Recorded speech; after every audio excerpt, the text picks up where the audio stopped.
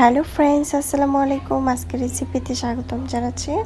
আজকে মূলা তরকারি তৈরি করে দেখাবো। এভাবে তৈরি করলে সবাই অনেক বেশি পছন্দ করবে। প্রথমে আমি একটি প্যানের মধ্যে 5 চামচ তেল দিয়ে এখানে আধা কাপ পেঁয়াজ কুচি, কাঁচামরিচ, আদা বাটা, রসুন বাটা হাফ চামচ করে একটু ভেজে নিয়েছি। সামান্য দুইটা তেজপাতা দিয়েছি।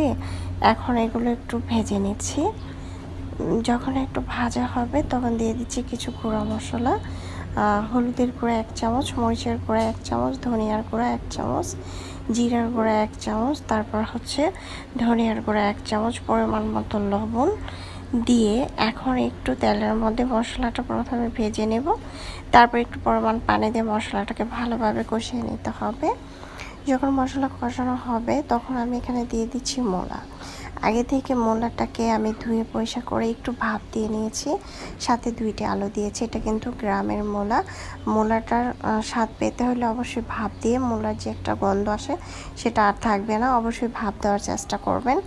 এখন আমি খুব ভালো করে মূলাটাকে কষিয়ে নেব মশলার সাথে। যখন কষানো হয়ে যাবে তখন আমি দিয়ে দিচ্ছি ভাজা মাছ। আগে থেকে মাছগুলো একটু ভেজে নিয়েছিলাম। এখন আমি সে মাছগুলো দিয়ে দিলাম। মাছগুলো দেওয়ার পরে দিয়ে দিচ্ছি পানি। এটা হচ্ছে নদীর মাছ, নদীর ছোট ছোট যে চান্দা মাছ, তারপর হচ্ছে সুরমা মাছ। এটাকে ভালোভাবে ধুয়ে পরিষ্কার করে ভেজে নিয়েছিলাম হলুদ লবণ দিয়ে। ঢাকনা দিয়ে ঢেকে রেখেছিলাম 2 থেকে 3 মিনিট, চুলার আঁচ বাড়িয়ে দিয়ে। তারপরে চুলার ঢাকনাটাকে উঠিয়ে আমি দিয়ে দিচ্ছি ধনেপাতা দিয়ে আর 1 থেকে 1.5 মিনিটের মতো রাখবো। রেখে তারপর আমি চুলাটা বন্ধ করে দিয়েছিলাম। দেখতে পাচ্ছেন মাশাআল্লাহ, দেখতে যেমন সুন্দর হয়েছে, খেতেও কিন্তু আলহামদুলিল্লাহ। আশা করছি রেসিপিটা আপনাদের ভালো লেগেছে। যারা নতুন রাঁধুনি তাদের অবশ্যই কাজে আসবে। রেসিপি ভালো লাগলে চ্যানেল সাবস্ক্রাইব করে লাইক দিয়ে পাশে থাকবেন। চাইলে এভাবে ট্রাই করতে পারেন। আল্লাহ হাফিজ, এনজয়।